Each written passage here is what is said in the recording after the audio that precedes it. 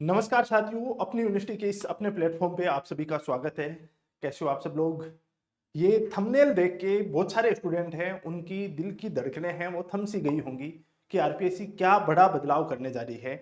मेरे सामने ये आप देख रहे हो, ये कर्नल केसरी सिंह राठौड़ हैं, आरपीएससी के मेंबर हैं। और ये इनका एक बार पहले भी इंटरव्यू आया था, अभी 3-4 दिन पहले उनका बयान आया था मीडिया के अंदर।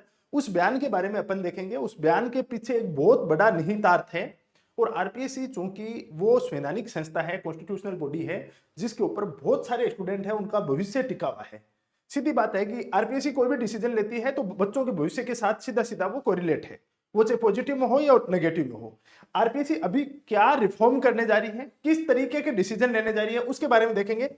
ये मेंबर हैं आरपीएससी के, क्योंकि कॉन्स्टिट्यूशनल पोस्ट पे हैं ये, तो कोई भी स्टेटमेंट देते हैं तो उसका कुछ न कुछ अर्थ होता है, उसको अपन ऐसे इग्नोर नहीं कर सकते।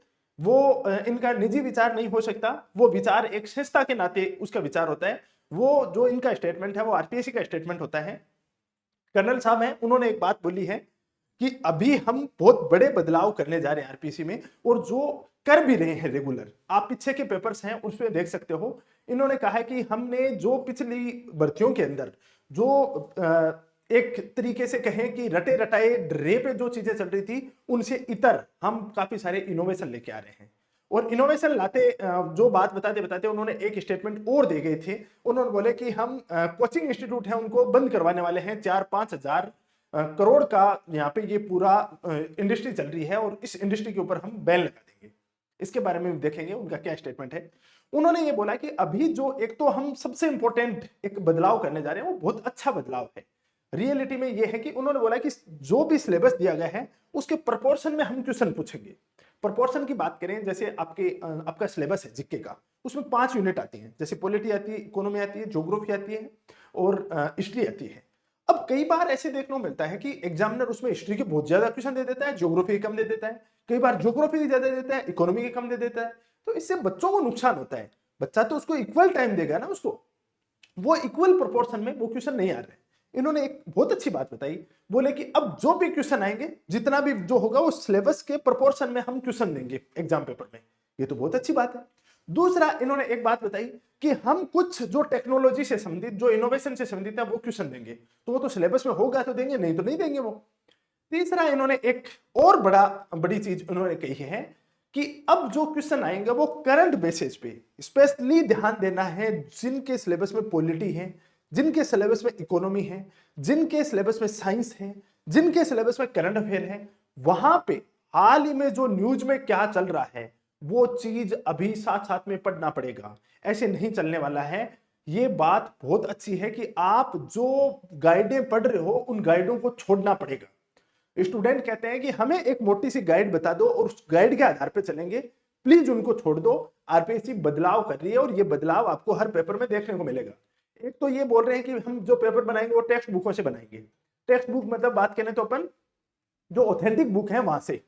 मैं राजस्थान के अंदर बात करूं तो हिंदी ग्रंथ अकादमी की बुक है, वो बेस्ट है इसके लिए। या बात करें इकोनॉमी के लिए, इकोनॉमिक सर्वे से बेस्ट सोर्स क्या हो सकता है, बिल्कुल बनाया जाना चाहिए।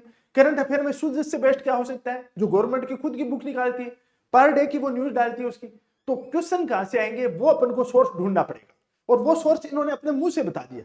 इन्होंने अपने मुंह से ये बताया है कि भाई हम टेक्स्ट बुकों से क्वेश्चन पूछने वाले हैं, हम ऑथेंटिक बुकें हैं वो बच्चों को पढ़नी पड़ेगी। बच्चों को बहुत गंभीरता के साथ पढ़ना पड़ेगा। बच्चे अब यदि ये चाहें कि हमें कोई गाइड बता दो, एक गाइड पढ़ के और हम पास हो जाएं, या आपको मोस्ट इंपोर्टेंट क्वेश्चन बता दिए जाएं लास्ट में कि ये पढ़ के चले जाओ, ये कोई बीए एमए का एग्जाम नहीं है, यहाँ पे आपको पूरी टेक्स्ट बुकें हैं, ऑथेंटिक बुकें हैं, और डिटेल से पढ़नी ही पड़ेंगी, इसका कोई इलाज नहीं है। अब बात आती है कि वो समझ में आए या नहीं, समझनी तो पड़ेगी, नहीं तो जो समझेगा वो सफल होगा, नहीं समझेगा वो बाहर जाएगा। तो इनके जो स्टेटमेंट है उसे 3-4 चीजें मैंने पूरा इस चीज को सुना, और रियलिटी ये है कि मैं जैसे फॉर एग्जांपल प्रधानमंत्री अपने नरेंद्र मोदी स्टेटमेंट देते हैं, तो वो यार मोदी के कोई व्यक्तिगत विचार नहीं हो सकते वहां पे, वो उनके इंडिविजुअल उनका थॉट नहीं हो सकता। वो एज ए प्राइम मिनिस्टर होने के नाते वो स्टेटमेंट देते हैं, और वो प्राइम मिनिस्टर का स्टेटमेंट होता है। यहाँ पे ये कर्नल साहब का स्टेटमेंट नहीं है, यहाँ पे स्टेटमेंट आरपीसी के मेंबर का स्टेटमेंट है, और आरपीसी के मेंबर का स्टेटमेंट है, यानी आरपीसी जो बदलाव कर रही है वो बता रहे हैं। तो ये अच्छी बात है। ये अच्छी बात ये है कि इन्होंने जो बात बताई उससे पता तो चला कि अपन को इस ट्रैक पे चलना है। नहीं तो आरपीएससी बदला हुआ रूप आएगा, जैसे आरएस प्री के अंदर आया था कि पिछले ड्रे पे चल रहे थे, उसी हिसाब से चले, मेरिट आगे बेहतर पे अटक गई थी 100 से। तो अब आने वाले पेपरों की मेरिटें नीचे जाने वाली है, ये तय है। वो नीचे इसलिए जाने वाली है कि पेपर का लेवल बढ़ेगा। पेपर का लेवल बढ़ेगा तो आपको अपना लेवल बढ़ाना पड़ेगा। ये बदलाव टीचरों को अपने आप में करना होगा, ये बदलाव स्टूडेंट को अपने आप में करना होगा। पढ़ाने वाले टीचर हैं उनको अपनी क्वालिटी बढ़ानी पड़ेगी, और स्टूडेंट हैं उनको भी अपना लेवल है वो बढ़ाना पड़ेगा। पर बढ़ाएं कहां पे, क्या करें? इस चीज का एक सबसे जो बेनिफिट है सबसे बड़ा, वो है जो धीर गंभीर विद्यार्थी हैं उनको। जो लापरवाह किस्म के स्टूडेंट हैं, देखो हालांकि पहले भी उनका सिलेक्शन नहीं होता था और अब तो बिल्कुल भी नहीं होने वाला, क्योंकि अब आपको सीरियसली चीजें हैं वो नोट डाउन करनी पड़ेंगी। अपने लेवल पे कुछ शॉर्ट नोट्स तैयार करने पड़ेंगे। अपने लेवल पे जो ऑथेंटिक बुकें हैं उनको समराइज करना पड़ेगा। पेपर वहां से बनने वाला है। अपन को खोजना है कि कौन सी चीज कहां से पूछी जा सकती है। अपन को गाइडों के भरोसे नहीं बैठना है। ये बात तो मैं पहले दिन से ही बोल रहा हूं। जब भी मैं किसी बुक के बारे में बताता हूं, किसी भी एग्जाम के बारे में बताता हूं, मैं एक ही बात बताता हूं, गाइडें मत खरीदना।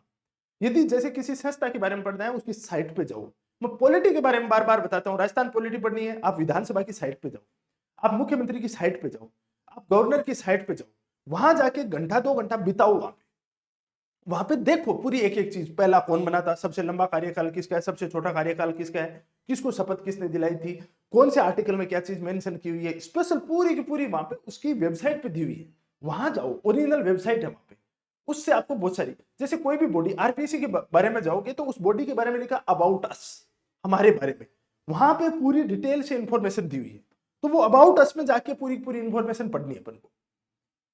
तो मैं ये एक अच्छी बात मानता हूं। हालांकि बहुत सारे लोग इससे चिंतित हुए, इनके स्टेटमेंट से चिंतित हुए, लेकिन मैं ये कर्नल साहब का धन्यवाद देता हूं कि ये कर्नल साहब ने आके ये बात बताई है क्लियरली कि भाई हम अब ये काम करने वाले हैं और ये चीज कर रहे हैं। अब जो स्टूडेंट पहले से ड्रे पे चल रहे हैं, जो रट्टाफिकेशन के दौर में चल रहे हैं, उससे काम नहीं चलने वाला है। हम एक ये इस तरीके का बदलाव कर रहे हैं। लेकिन एक बात कर्नल साहब मैं आपको बता देता हूं आरपीसी को, कि एक कहावत है, तू डाल डाल में बात बात। आप बनाओगे कहां से? आप ऑथेंटिक बुकों से बनाओगे। तो ऑथेंटिक बुक तो हम भी तो पढ़ सकते हैं, स्टूडेंट भी पढ़ सकते हैं, और जो पढ़ेगा वो जीतेगा। वो कहते हैं ना कि शेरनी का जो दूध पिएगा वो दहाड़ेगा। बाबा साहब भीमराव अम्बेडकर एक बात कहते हैं कि जो शेरनी का दूध पिएगा वो दहाड़ेगा, और जो जितना ज्यादा दूध पिएगा वो उतना तेज दहाड़ेगा। तो आपका चैलेंज है भाई, कर्नल साहब ने चैलेंज दिया कि भाई हम टेक्स्ट बुकों से पूछने वाले हैं, हम ऑथेंटिक बुकों से चीजें पूछने वाले हैं, करंट अफेयर यानी सूजत से आपको चीजें पूछी जाने वाली हैं। गवर्नमेंट की जो योजनाएं हैं, गवर्नमेंट की साइटों से अपन को चीजें पढ़नी पड़ेंगी। अपन को हिंदी ग्रंथ अकादमी की बुकें पढ़नी पड़ेंगी। तो पढ़ेंगे, क्यों नहीं पढ़ेंगे? हम तो पहले से ही इस चीज के लिए तैयार थे, और पहले से ही अपने असिस्टेंट प्रोफेसर का अभी पेपर हुआ था, आप सब लोगों ने देखा था। मैंने यहाँ पे लाइब्रेरी प्रोग्राम में लास्ट जो 2 दिन से पहले मैं 15 मिनट जाके आया था, हिंदी ग्रंथ अकादमी बुक लेके गया था, मैं टिक लगवा के आया था। वो बोला ये देख लेना, ये देख लेना, ये देख लेना, और बच्चों ने वो पढ़ के गया, एज इट इज क्वेश्चन आए थे। ये अच्छी बात है। ये पढ़ने वाले और जो टेक्स्ट बुकों पे ऑथेंटिक सोर्सेज पे विश्वास कर रहे हैं, उन बच्चों के लिए एक शुभ संकेत है। ये अवसर है, ये संकट नहीं है। ये मैं पहले ही बता देता हूं, ये अवसर है, ये आपके लिए संकट किसी प्रकार का नहीं है। इस संकट को काट दो यहाँ पे, ये आपके लिए एक बहुत बड़ा अवसर है। ये अपॉर्चुनिटी, और अपॉर्चुनिटी को बेनिफिट उठाना है। और ये जब बदलाव होता है किसी चीज में, और जो जितना अवेयर होता है उसको उतना ज्यादा फायदा मिलता है। बाद में तो वही डरा चलना स्टार्ट हो जाएगा कि चलो ऑथेंटिक बुकों की तरफ शिफ्ट हो जाएंगे। लेकिन जो ट्रांजेक्शन फेज होता है, उस ट्रांजेक्शन फेज में क्या होता है कि जो उस बदलाव को जितना जल्दी एक्सेप्ट कर लेता है उसको ज्यादा बेनिफिट होता है। और इस चीज की गांठ बांध लेना, जो अपन अब प्रिपरेशन करा रहे हैं असिस्टेंट प्रोफेसर में, अब की बार अपन ने झंडे गाड़े हैं, झंडे गाड़े। और ये मैं आपको पहले बता देता हूं, मैं कोई इस तरीके की बुक नहीं निकालना चाहता कि वो बुक आरपीएससी के पास जाए और आरपीएससी उसको साइड में रख के पेपर बनाए। मैं ऑथेंटिक बुक से ही पढ़ाऊंगा, पहले भी उससे पढ़ा रहा था, आज भी उससे पढ़ाऊंगा, आगे भी उससे पढ़ाऊंगा। फिर उसको साइड में रख के तो पेपर बनाने से रही। तो ये नब्ज आपके हाथ में नहीं देंगे, ये आप चिंता मत करो। आरपीएससी आरपीएससी ये चाहे कि चलो यार इस तरीके का करवाने, तो अपन इस तरीके का बदलाव। अब बात बचती है अपने असिस्टेंट प्रोफेसर में अपन ने झंडे गाड़े। अभी अपना फर्स्ट ग्रेड है। फर्स्ट ग्रेड के लिए मैंने आपको पहले ही बोला था, आज से मैं कल ही बताया था आप लोगों को, जैसा कि अपन लक्ष्य बैच शुरू कर रहे हैं, और ये अपना 22 दिसंबर से शुरू हो रहा है। ये अपना हो रहा है 22 दिसंबर से।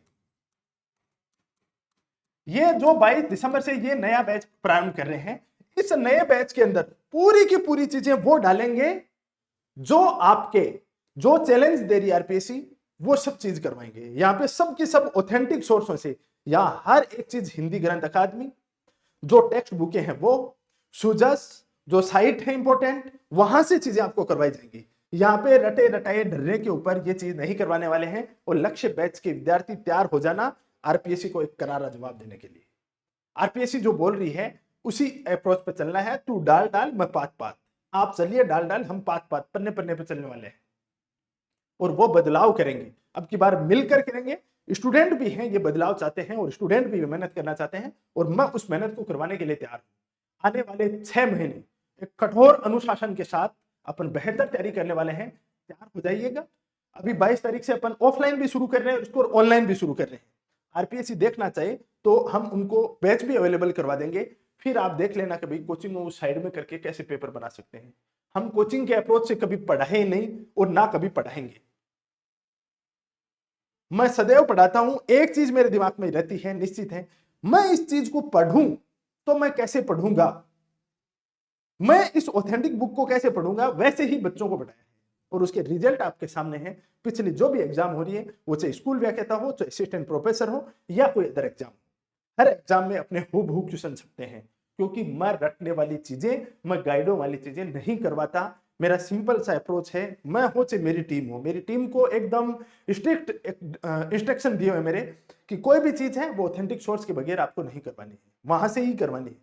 बच्चों को कम पढ़ा दो लेकिन ऑथेंटिक चीजें पढ़ानी है। आलतू फालतू का कचरा इधर उधर का इकट्ठा करके उनके दिमाग के अंदर बिना मतलब का वजन अपन को नहीं देना है। तो इस चीज के लिए तैयार हो जाना। 22 तारीख से पहली बार ऑनलाइन के स्टूडेंट है उनको भी ऑफलाइन जैसा डिसिप्लिन और उसका उस जैसा फीलिंग्स है वो देखने को मिलेंगी। क्योंकि अपन हर एक चीज पे उनको उसी तरीके से उनको पूरा का पूरा ट्रैक करने वाले हैं, उसी तरीके से उनको पूरा का पूरा अपन फिनिश करने वाले हैं इस चीज को लेके कि आप तैयार हो या नहीं इस चीज के लिए। और जो ऑफलाइन आ रहे हैं उनको तो बेहतर तरीके से करवाने वाले हैं, उसके लिए तो चिंतित होने की आवश्यकता ही नहीं है। ये पूरा का पूरा। और सबसे बड़ा चीज ये है कि इंग्लिश मीडियम में भी अपन पहली बार पूरा कंप्लीट इंग्लिश मीडियम में ये टारगेट बैच लेकर आए हैं। तो इंग्लिश मीडियम वाले बच्चों के जो डर था, अब तक जो मुसीबत थी, उस मुसीबत का भी अपन ने समाधान कर लिया पूरा पूरा। अब निश्चिंत हो जाओ, तैयार हो जाओ। अब जो चैलेंज आरपीएससी ने दिया उस चैलेंज को एक्सेप्ट करने के लिए और उस चैलेंज को पूरा करने के लिए। इसके साथ में ये एक बात और बता देता हूं, ये फर्स्ट ग्रेड का लक्ष्य बैच तो है। इस बैच के साथ साथ में क्या है, अपना लाइब्रेरी मेंटरशिप प्रोग्राम भी है। बच्चों को यहीं रखेंगे, लाइब्रेरी में 15 घंटे रखेंगे, ऑथेंटिक सोर्स देंगे, ऑथेंटिक सोर्स से आपको पढ़ना है। लाइब्रेरी में एक भी बच्चे को जाके देख लो, अपने हर बच्चे के पास में हिंदी ग्रंथ अकादमी की बुक मिल जाएगी। उससे बाहर बाद में कहां से पूछेगा आरपीएससी। अपने घर से क्वेश्चन तो बनाने से रहा भाई, मन से क्वेश्चन तो बनाने से रहेगा, बनाएगा तो बुकों से ही। अपन पहले से ही तैयार है इस चीज के लिए। इनका कर्नल साहब का स्टेटमेंट आया, उससे पहले से ही अपन इस चीज को लेकर तैयार थे कि अपन को ऑथेंटिक सोर्स पे ही बिलीव करना है, किसी भी गाइड के ऊपर विश्वास नहीं करना है।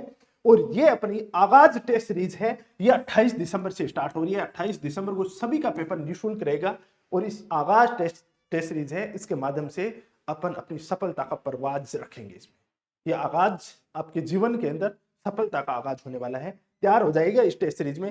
हूबहू क्वेश्चन छपने वाले हैं आपके एग्जाम में। इसी अप्रोच का जो नए डायमेंशन है उसी के अनुसार अपन पूरा पूरा पेपर बना रहे हैं, उसी के अनुसार पूरी पूरी टेस्ट सीरीज तैयार कर रहे हैं। तो तैयार हो जाइएगा आप सभी के सभी लोग। आरपीएससी ने जो बात कही है उसके अनुसार अपन को चलना है, बढ़िया तरीके से तैयार करते हैं। सभी को बहुत बहुत धन्यवाद। और बाकी अपना शाम को डेली क्लास आती है, वहां पे अपन मिलते हैं। अभी के लिए इतना ही। Thank you very much.